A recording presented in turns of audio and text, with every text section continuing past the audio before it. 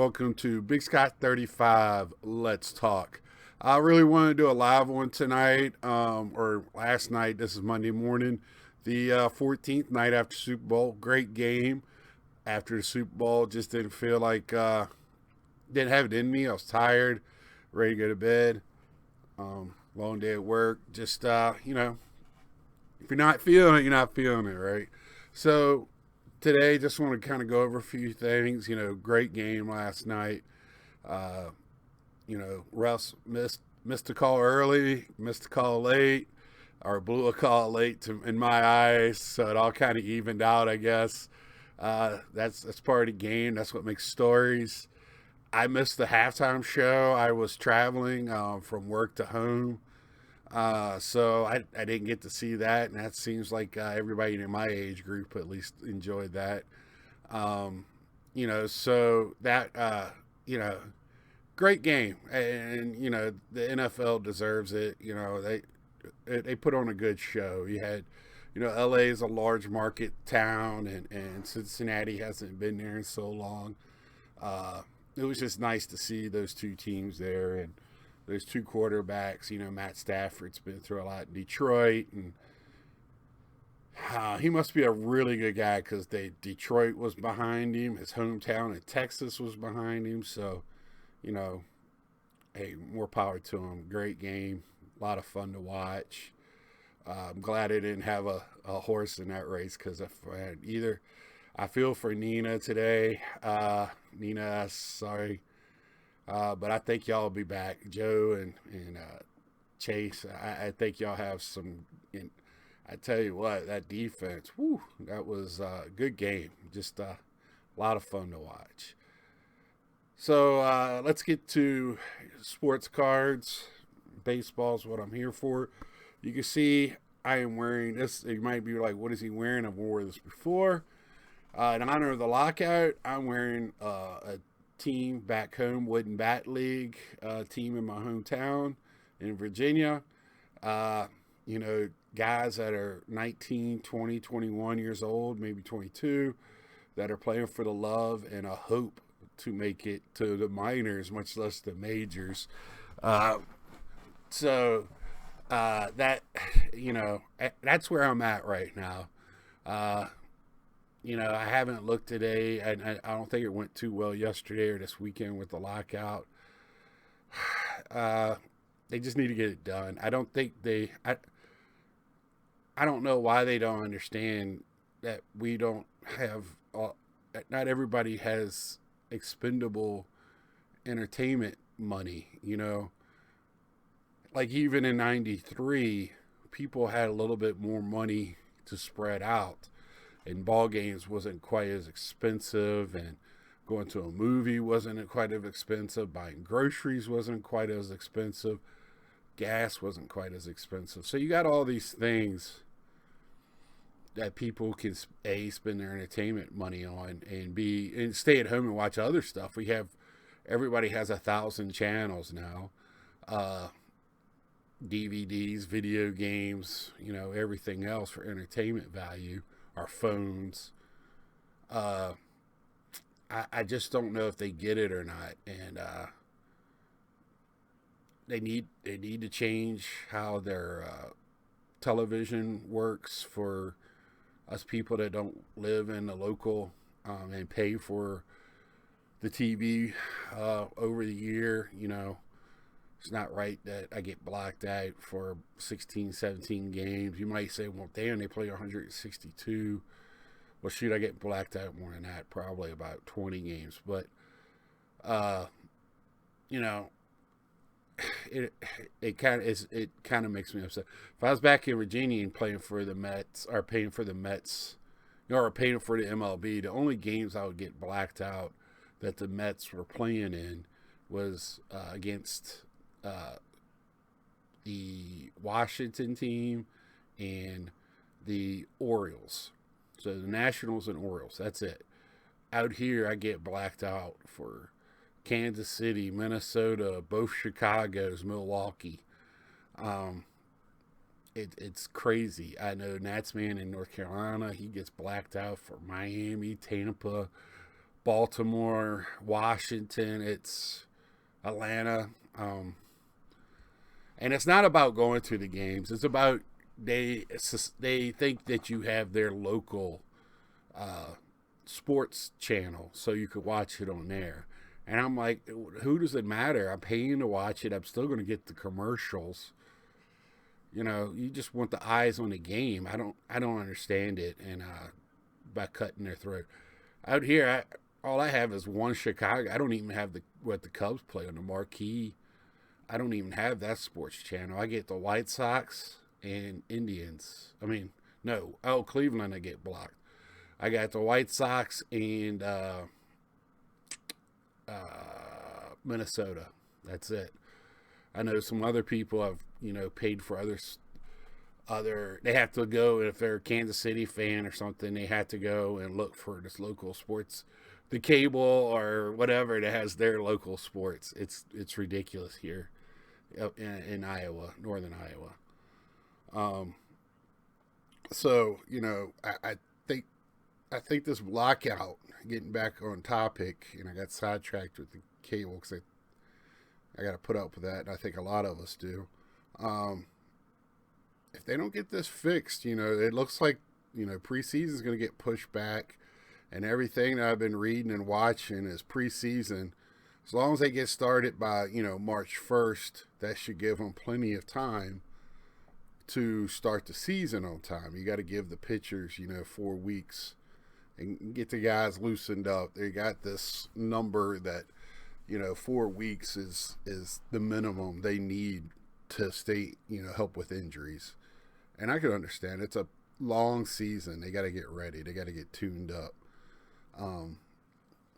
So, with that being said, there's been a lot of things I just don't understand. I've gone over it before. Everybody else goes over it. And, the biggest thing is like us people that work hard and talk about it. My owners at work make a lot of money. I already know that. I make pennies on the dollar what they make. And, I'm not against the players. Go after whatever you're going to get. But there might be a backlash for that, and just be ready for it. I'm starting to have a dilemma.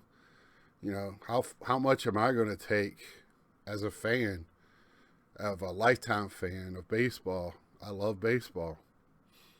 Am I going to take? I got pissed during the Corona with their squabbling. So I knew then that this was coming because I couldn't decide on how many games to play there. The players were saying, just tell me when to show up, and they get told to get where to show up, and they're saying that's not good enough.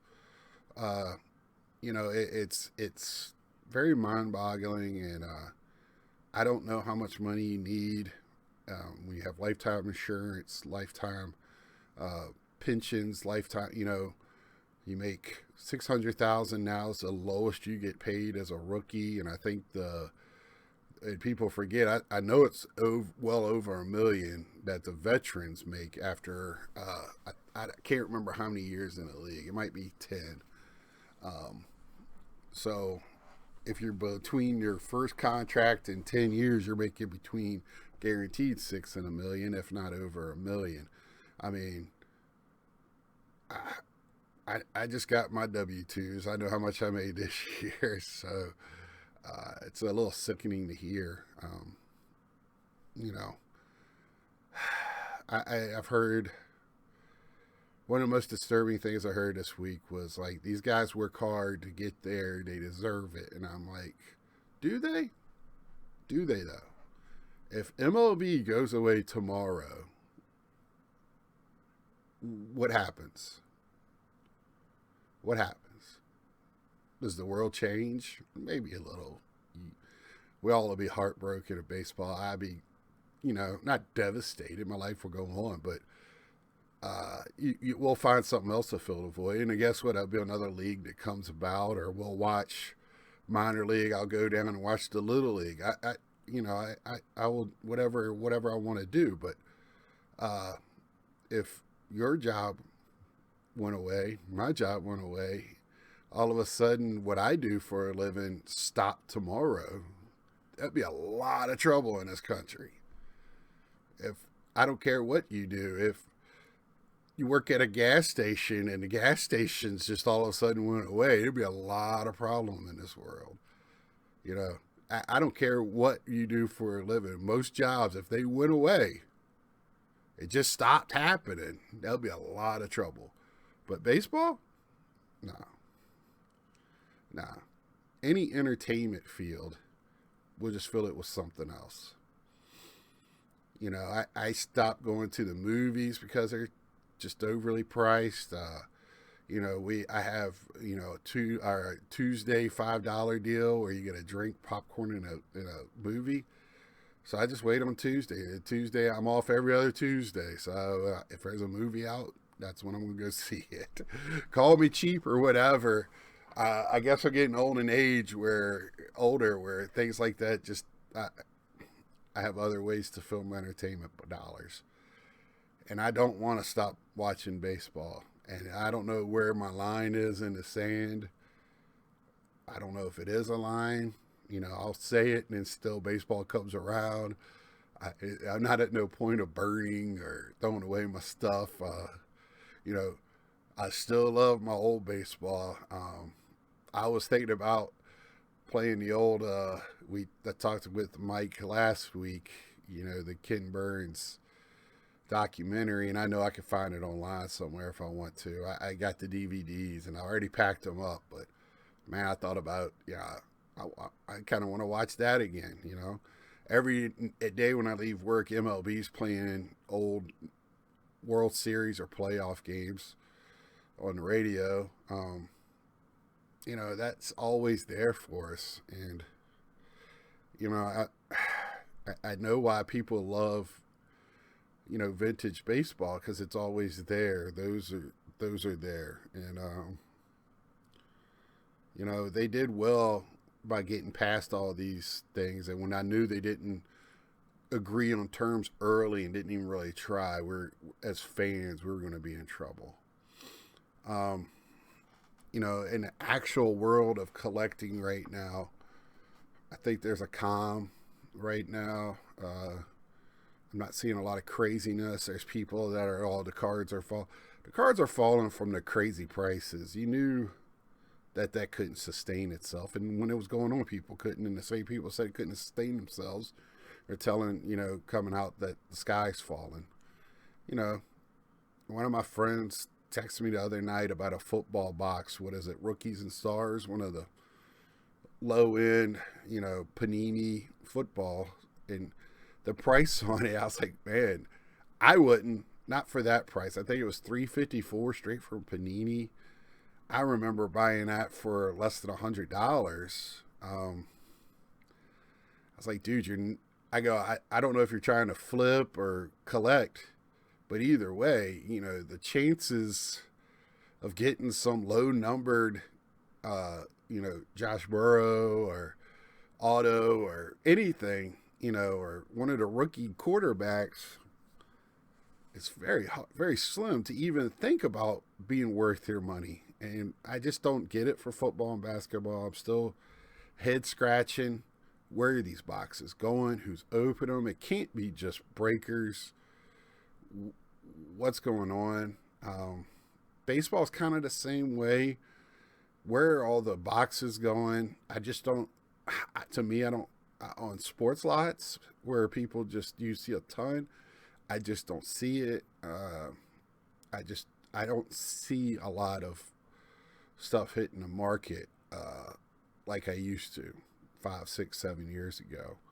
So, you know, maybe I'm way off base, and I could be, but that's just my thought on it. You know, I just kind of, you know, wonder about those things. My last thing, I got a message. I want to say his name right. Ami, on my cards. I showed a CSG return. I think was my last one.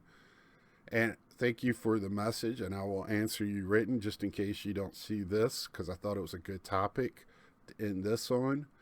And good topic. Another good topic to talk about below. after I rambled on about the lockout, uh, is first off, thank you for thinking I'm very knowledgeable. There's people a lot more knowledgeable than me. I just enjoy the hobby and I try to always learn.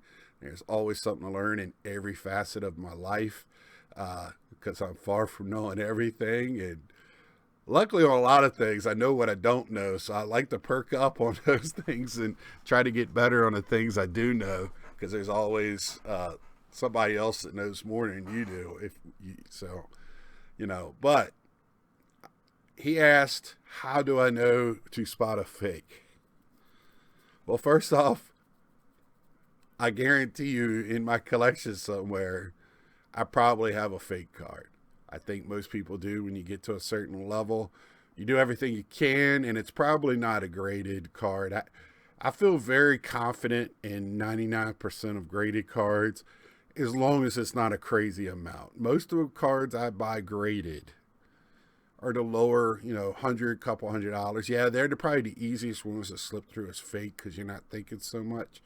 But I saw pictures of the ones at the Dallas show, and they threw up red flags as soon as I saw them. Now, of course, I already knew they were fake because the guy that was talking about it already said it. But as soon as I saw them, the flip didn't look right, and you could tell it was just worn, looked like it was crinkled. Most of the time, your flips are not going to look like they were handled right. Look at your edges of the actual. I got one over here. Cards I just got back. Look at your edges. See if nothing's not pried apart. Can you pop the edges? And if your gut tells you there's something wrong, go with your gut. That's the big thing. Just Etsy has one that you could tell that they put together. They actually have like right here. They'll have like little looks like snaps. Most of these use I think what they call a sonic welder or something like that to put the plastic together. I think that's what somebody said they used. If I'm getting that term wrong and you know it, tell me down below. I'd like to learn something. Just look to see if it got handled on the inside at all. It's hard to do this manually without a machine, I would say almost damn near impossible. There are really traces of glue, something. And then last but not least, they're always going to have this numbering system. Now, PSA, I don't want to reach way over there out of screen to get a PSA. I can get one right here. I got some. Always have stuff handy. PSA now, they're going to have a scan bar, a QR on the back now. And they got an app where you can scan it real quickly with the number and tell you, what the card should be, the grade and everything. The other ones need to, if they don't already, I believe, put that in use. CSG has the same thing, and I believe BSG has the same thing. I don't have one of those handy. I don't have too many of those. That's cards I'm going to send out to sell. Right now, SGC does not look like it has anything like that. And CSG, I wish they all would have a app that would easily go to it.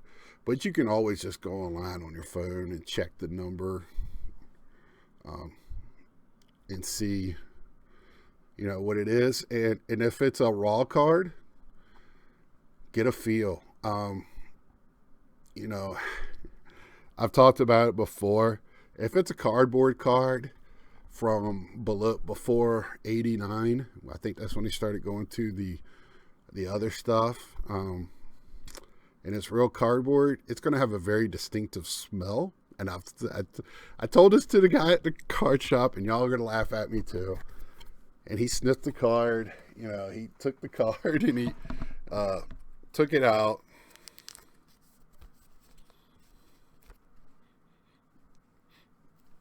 It's not a strong odor by anything, but it's a cardboard that you can't really duplicate. It's going to be some type of paper or something else that's different, or get a cardboard, another card, and go and just touch. And like I said, if your gut tells you, if it's too good to be true, it tells you right there. You can call a friend. Always phone a friend if you can. Uh, and you know, if it's a pricey card, you know, I try to go to only dealers that I dealt with before. You know, and pricey means different to different people, right? So, you know, I when I go commas, you know, like I did at the National, or when I buy from home, I have two dealers I buy from. When I start getting up in the hundreds, much less commas, LCS and one other dealer. And that's it basically. Uh, and then you know at the show, I just kind of you know everything looked right, and you know I went with lower end, and the prices were not crazy low. So you just got to use your brain and comparative and really do your homework. What is it supposed to look like? What are the copyrights supposed to look like? What's the TM, TCM? What is the OPCI? What is, if you're going out searching for particular cards, know everything about that card if you're going to go for high end stuff. Uh, you just got to know it. What's the color supposed to look like? What's the back color supposed to look like? Background, everything about that card, you know, is the big thing a lot of times when they go to duplicate is they get the trademarks wrong or the dot. They leave something off, and you know the star beside the TC or whatever.